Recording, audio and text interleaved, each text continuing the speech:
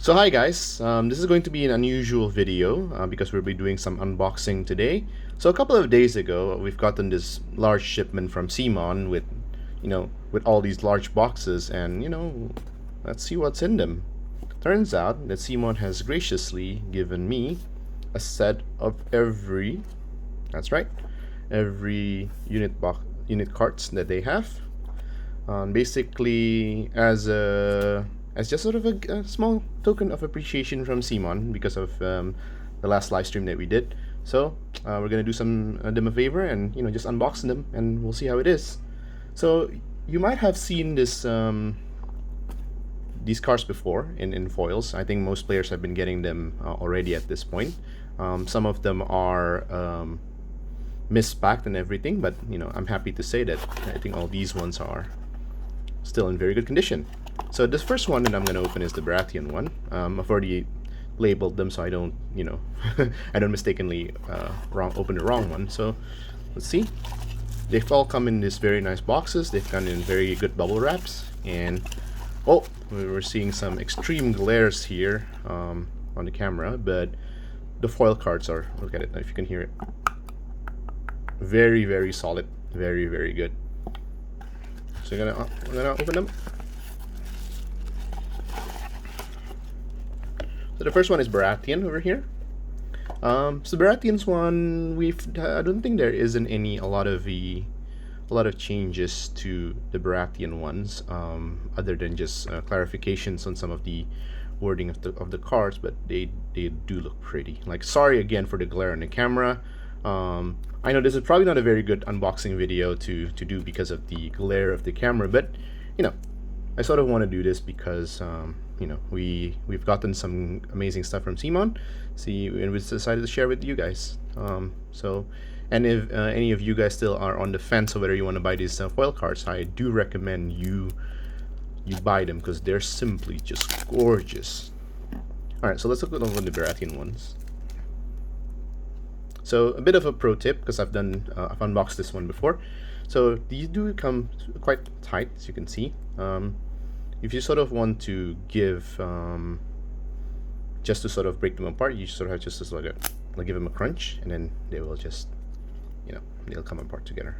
So we've got Shira Errol. So I'm not gonna go through like individual each of these, but just basically these are the basic decks. See, they're still a bit stuck together, so just give them a good crunch, and they'll come together. So very good quality, all of them. I know the glare might be killing it, so we're not gonna do all of it. So this is the basic deck, if I'm not mistaken. We've got Renly's, we've got Stannis's, we've got the 2 NCUs. So just take them out, give them a good crack. So from Baratheon one, as I've mentioned earlier, they don't really have a lot of changes. So this is mostly just because they look pretty, is all I can say. There has been rumors that the Red Priestess is getting a strange version in the attachment boxes, but Indonesia doesn't have them yet, and I don't think we'll have them for another, I think, like a couple of weeks. So I don't think we can get them as soon as we can. So yeah, this is the Baratheon one. Just going through like the basic deck of them. Oh, yep, and we're done with the basic deck. So these are all the basic cards. Now we're getting to the Andrew Estermont. Harsh Decision is a Stannis 2, and then we have Axel. Pack it really, really nicely, really, really tight, really good. Like, I'll give him a good crack, and we continue. Ooh, Davos. Davos is. In the Humble Onion Smugglers was really trying to show off Davos's. Unfortunately, we couldn't really get a good performance in with Davos, so it is what it is. Yep, not gonna go through all of them, but just to show you like the quality of some of these cards are just amazing, and you're getting a good bang for your bucks in this Baratheon one because you do get basically the Renly side of things as well. This is really good. So yes, Mel. No wording, so yeah, no changes. I'm not trying to pull a a quick one on you here but all of these are really, really pretty. Okay, let's look at the Red Priestess. So each time this unit attacks, with attack dice becomes panic and vulnerable. So still no changes in this one. Unfortunately, there's no sort of version of the cards here in this one. It doesn't say version 1.5 or version 1.6, so we've got basically two of them. Alden Estermont, really good one. Courtney Penrose, really good one. But yeah, so these are all the Baratheon ones. Again, just a little pro tip: just give them a small crack, and they will basically peel right off. Ooh, do we get any changes in wording from the? I believe. Oh, Renly 2. Oh, another comment activate. So this has been sort of worded that it only happens basically for the duration of the round. Otherwise, it's pretty good. But yes, unfortunately, nothing too exciting here from the Baratheon ones because there's no changes as far as I'm concerned to the Baratheon ones. So again, you're buying this mostly just because they look pretty, and you get a lot of that. Now onto the unit boxes, unit cards. So we're only gonna do a two-parter so this video because there's just a lot of these cards. Like, I know that this unboxing is probably quite boring because you already look at it, but again, also I guess it is a good time for me to start talking about the Baratheons in general, about the competitiveness of Baratheon. And at this moment, I think, honestly speaking, Baratheon is in a relatively bad spot in the meta right now. When I initially played, because I mostly just played Lannisters, and there's a lot of upsurge of Baratheons in like my local game store. Initially, I was like, oh no, how can Lannister defeat Baratheon? And turns out that Baratheon's performances have not been really well. So, I mean, you've got your 2 units of Wardens, and oh, you got 3. Yeah, you've got basically 3 of 4. I've seen a list that's running basically all Wardens and Red Priestess, and I think that's a very fascinating list. We've got the 2 Sentinels, we've got 2 Stack Knights, Rose Knights, possibly one of the best units in the game, a terror to those known Baratheon players, and 2 Roller Faithfuls. So this is all from the Baratheon side of things. Again, nothing too exciting from the Baratheon because at this moment, and yeah, just my thoughts of Baratheon now in general. I think they're in a pretty rough state. They do have several in game modes such as Fire and Blood, but it is what it is. So I'm just gonna put them aside. On to the second one. So we're gonna do this in, I think, well, numerical order. So the second one I have right here is FF Freefolk. So if you guys, I think I'll just put some timestamp if you guys want to look at several cards already, or if there's anything that I missed. Okay. Freefolk's also pretty thick. Look at it. Still wrapped in a nice bubble wrap right here. Okay. So just chuck them inside for now. Freefolks. Freefolks have gotten a lot of revision. So I think the Freefolk boxes is really good. Like, oh, so thick. The Freefolk is one of the sort of the longer running faction as well. I think they're in the school of, I think their development cycle is in the same as Nightwatch. So you're not going to see basically Freefolk Heroes 2 until Nightwatch Heroes 2 basically come into play. So let's open them up. Freefolks have gotten a lot of changes from like the normal sort of the, so I'm probably going to go through like some of them just to check. Alright, so we've got here Rattle Shirt, unfortunately worst commander in Freefolk. Yep, nothing changes. So we've got Rattle Shirt. We've got Harma. We've got Weeper. Very fascinating name. Steer. Really powerful commander. Continuing with the Rattle Shirt. Continuing to the commander card. We can just give him a bit of squish right here to sort of spread the cards apart. Again, Harma. So they've done this in basically the set of the Commander 1, set of Commander 2. And then we've got Weeper, Styre, and onwards to the basic deck. Regroup and Reform. Group Assault. There's too many. Distraction Tactics, Swift Advance, Surround and Expose, Endless Sword. Again, no changes. Tormund, Mance Commander. I think Mance Commander will start seeing some plays with the new, with Mammoths and Giants, because I think, and Mance has been like quite a fascinating commander. And also like, we can go through the cards later on when we get through Mances, but yes, again, so Tormund, Mance, and then we get Tormund Commander. Very pretty cards, very shiny cards. The materials is very solid. I know the, ooh, look at that. The glare is super shiny in the camera, so I'll just put them right here. So then it might not be like 100% camera friendly, but if you're playing them like on the field, they look gorgeous. So recommend. Okay, This is the first of the changes to the Freefolks. We've gotten Mans here. Inspirational Presence 5+, used to be 6+. And then Cunning Strategy, so basically counterplot and a 3+. Really, really solid commander. I think it's going to see a lot of play. Readers. Oh, they even give you the No Coin Beyond the Wall as a foil card. Oh, that's cute. Skin Changer, best attachment, bar none. And then we got all the animals right here. Oh, you've even got the 2 sets of Skin Changers. I guess you know what my next purchase is going to be. An extra set of Skin Changers. Wolf, Eagle, also like a bunch of these. Styre, I think this is the revised version. Here you go, Fury of the Tens. Influencing a friendly unit, deals an initial D3 wounds, every time unit attacks. I think this is a bit overpowered at this moment with Styre. I think this is going to get changed, but because, okay, the thing about Freefolk is that they're mostly self-contained. In terms of all the balances, all the stuff, they're all self-contained. So yeah. Egret, very good if you're running basically giants, mammoths, or, you know, just to counter any Walder effect. No changes in Rattleshirt, I believe. Let's flip. Yep, no changes. We've got Harma. One of the best commanders in the game also, Harma. And this attachment of Harma has been changed. I forgot what was the change is. I think it's 2 cost, now it's only 1. And the bannerman now costs 0 if you're running Harma, and basically it's free. It's really good for 1 point. Like it's ridiculous what this 1 point can do. Weeper. Not much changes. Let's put these aside. We've got the Weeper attachment, which is 2 points. Unfortunately, I really like this attachment. It does give you 2. Alright, we've got some of this. I really like this as an attachment. It is basically Guard Captain and reroll. I think for 2 points, quite a compelling package. The Egret Spearwife attachment, I think I've only ever seen this in 1 battle report, which is in anything but 1's battle report. Ben was using it. Not very good.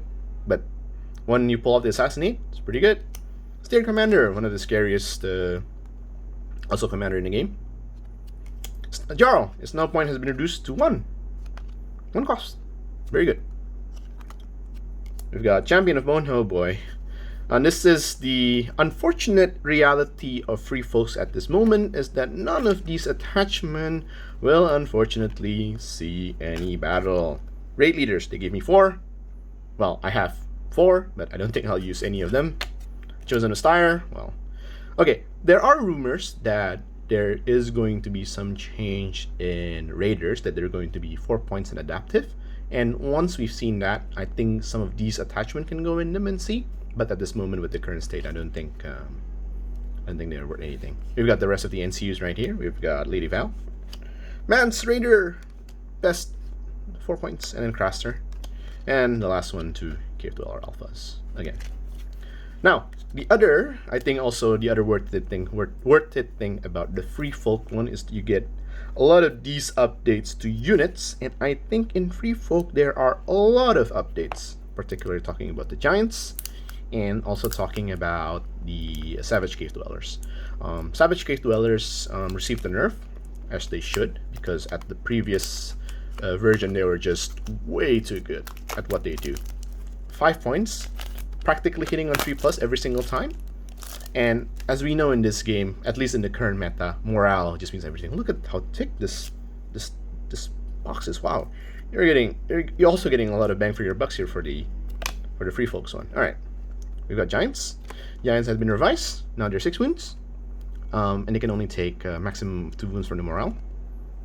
Pretty good. Pretty good. And their morale, I think, it's been nerfed to 4+. It used to be 3+, if I'm not mistaken. And I think the initial damage is increased by 1. Giants. We've got 2 of those. Trappers. One of the most broken unit in Freefolks currently. I can't stop stressing of just how imbalanced this thing is. For 4 points, it just does too much, really. Okay, Raiders. Let's. I'm curious how many Raiders we're getting in this box. We got 1, we've got 2, we've got 3, we've got 4, we've got 5. Oh, are we gonna see a 6th? Yeah, 6 Raiders. I mean, awfully optimistic for CMON to include 6 Raiders in the box. I mean, I'm most likely going to be running 3, but I suppose there is a merit of buying 3 stars of Freefolks, and they give you like 6 Raiders. I think 6 Raiders, 18 points, plus a bunch of Trappers could make for a legit army. Bonelord's Chosen. This one has been sort of changed also. They're now basically the interaction with this and Endless Horde. Now they can respawn when used by Endless Horde, because previously they can't. Oh, we've got bears. Let's see how many bears they give. They give 1, they give 2, they give 3, they give 4 bears. Alright, CMON knows what's up. Skin changer, bears, all good. We got more trappers, so that was the first one. This is the second trappers. Third trappers, and we're gonna see a 4. Oh, only 3 trappers? Interesting. 10 warriors, you get 2. Spearwives, another underrated unit. They recently got buffed also, if I'm not mistaken. Yeah. They've got an extra ability with Crude Spear. I don't remember. Giants, you get 1. This is the second one. This is the third one. This is the fourth one. This is the fifth one. So 5 giants and 2 follower bones. And what's the last one here? Another unit trapper. Oh no, the cave dweller savages. Unfortunately, yeah, they were too good. Right now with this meta, if you want to one-shot this unit, you need to have at least minimum of 9 hits. Sorry, minimum of 8 hits, and then fail their morale by a critical amount. Not a lot of units can do that, but yes. So this is the Freefolks. I think you're getting a lot of cards. So definitely, you can buy this and then share this with a fellow like Freefolk player, because you do get like 6 raiders, 3 trappers. So this is basically 3 starters worth of cards. So if you have a fellow Freefolks player, go ahead.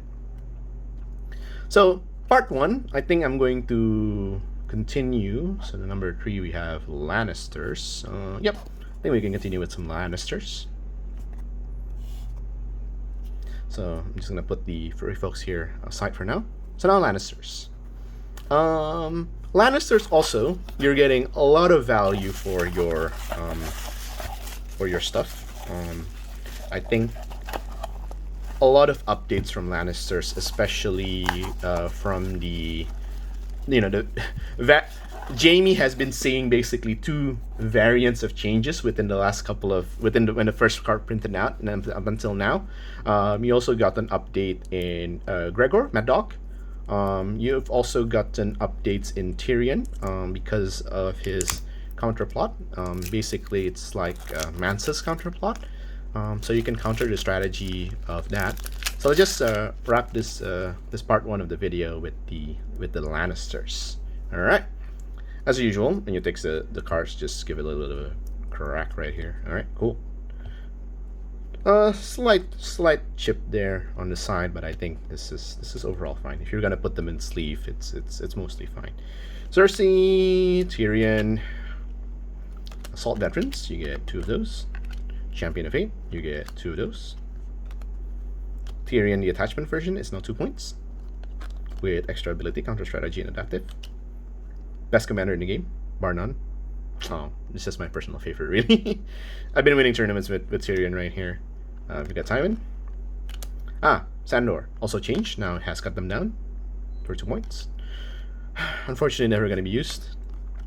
Gregor, best 3-pointers in Lannister right now. You've got some extra assault veterans right here. Extra guard captains, a bunch of extra guard captains, and the mountain. Let's put them. Oop, no, too shiny right there. I'm gonna put them right here. Second batch, you've gotten the tactics card. So this one, I don't think we don't necessarily have to talk a lot.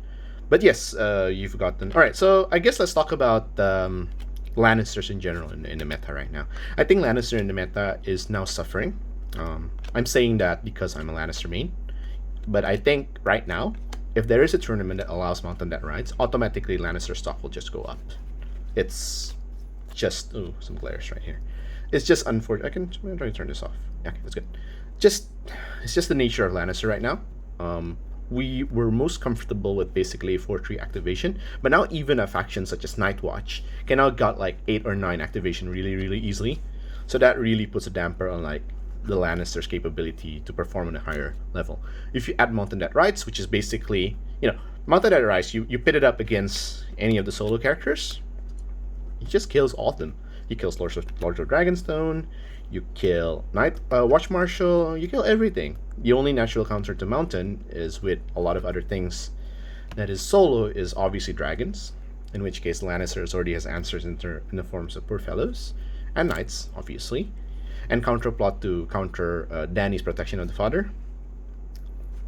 Yep. Let's just continue with this. Yeah, we've got Tyrion, we've got Joffrey. Tywin, if I'm not mistaken, has been changed. I don't remember particularly what has changed from Tywin. I think it's the timing. Start of the round. Once per game at the start of any turn. Oh, no. Basically, back then, Tywin only shuts off, if I'm not mistaken, the unit, but not the attachment. I forgot. I don't remember. Maybe if you can remind me. Myself. Joffrey. They even give you, like, the foil of the Baratheon banners. Oh, that is cool. You get Champion of the Fate alternate art. So this is the one from the Kickstarter. This is cool. This is the Joffrey commander card. It basically does nothing. We've got here all the handsome Kingsguard. No changes to any of them. Oh, you also got Guard Captain, the Kickstarter version of the Guard Captain. Basically, some people have been saying this is CMON Lannister, which I think it's quite apt. And this is Lancel, Assault Veterans. Ooh, you also got Mountain. Ah, nice. You get Mountain, the attachment version. Mame Jaime. More Guard Captains. And the updated Jaime card. I think this is the one that people would look forward to. So that's it for the Lannister's stuff. Let's go through the unit real quick. I think for unit also, Lannister have, I think the updates to this one, which is important, is Warrior's Son and Halberdier, if I'm not mistaken. I don't think any other units receives any changes from the Lannister arsenal. I could be mistaken, but well. But again, Lannisters right now, it's not. I mean, I do want to go on this tournament where I don't want to play Tyrion and High Sparrow, but unfortunately, due to the condition of Lannister right now, I can play only Tyrion and High Sparrow. It's unfortunately, but it is the way it is. So Guardsmen, the humble Guardsmen. You got Mountainsmen. You got Halberdiers. Oh, here we go. Halberdiers has been updated. 884, 6+. Mountain that rides, the unholy terror of the Lannister arsenal. The only unit that's sort of keeping up on the map. Warrior Son has been updated. Now you got this second ability. Oh, sorry, first ability. So previously it was, I don't remember what it was, but it was really bad. But yes, and previously it was 4+. Now it's 3+. I mean, an elite unit. I mean, an 8-cost unit hitting a 4+ is just ridiculous. You got 2 of those. Poor fellow.